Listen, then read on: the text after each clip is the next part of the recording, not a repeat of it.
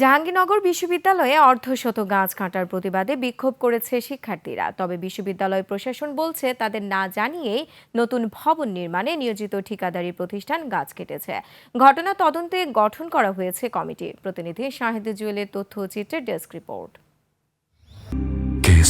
শেকড় থেকে শিখরে। সোমবার ভোররাতে জাহাঙ্গীরনগর বিশ্ববিদ্যালয়ের পদার্থবিজ্ঞান বিভাগের পেছনে এবং পরিবেশ বিজ্ঞান বিভাগের সামনের বিভিন্ন প্রজাতির গাছ কেটে ভবন নির্মাণের প্রস্তুতি নেওয়া হয়। এরই মধ্যে দেয়া হয়েছে সীমানা প্রাচীরও। এ ঘটনায় প্রতিবাদ করছে শিক্ষার্থীরা। তাদের দাবি পরিবেশের ক্ষতি না করে পরিকল্পিতভাবে কাজ করতে হবে। বিগত সময়ের মতো এখনো জাহাঙ্গীরনগর বিশ্ববিদ্যালয়ে নির্বিচারে গাছ নিধন করা হচ্ছে। প্রশাসন শুধু মাস্টার প্ল্যান ছাড়া শুধু বিল্ডিংই বানিয়ে যাচ্ছে, আর জীব বৈচিত্র্য থেকে শুরু করে সবার যে গ্লোবাল ওয়ার্মিং এর ক্ষতিটা করতেছে। আমি চাই যে আমার ক্যাম্পাস নিরাপদে থাকুক। এছাড়া বহিরাগতরাও দেদারসে গাছ কেটে নিয়ে গেলেও দেখার কেউ নেই। শেকড় থেকে শিখরে।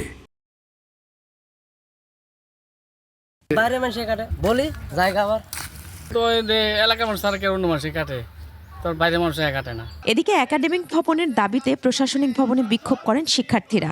এত একটা পুরাতন ডিপার্টমেন্ট হওয়া সত্ত্বেও আমাদের এখন পর্যন্ত আমাদের সেভাবে ল্যাব নাই, আমাদের ফ্যাসিলিটিসের এত অভাব। সকল শিক্ষার্থীর দাবি একটাই যে আমরা আমাদের জন্য নিজস্ব একটা একাডেমিক ভবন চাই। তবে গাছ কাটার বিষয়ে জানে না প্রকল্প পরিচালক।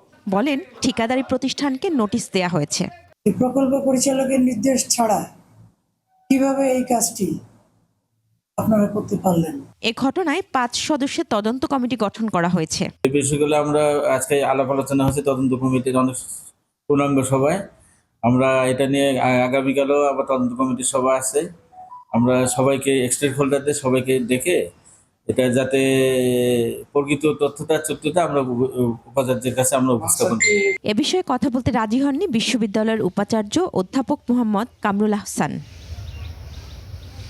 এর আগে একই স্থানে সীমানা নির্ধারণ করে লাল পতাকা টাঙানো হলে শিক্ষার্থীদের প্রতিবাদে কাজ বন্ধ করতে বাধ্য হয় কর্তৃপক্ষ। মহিমা পলি, ডেস্ক রিপোর্ট, 21 টেলিভিশন।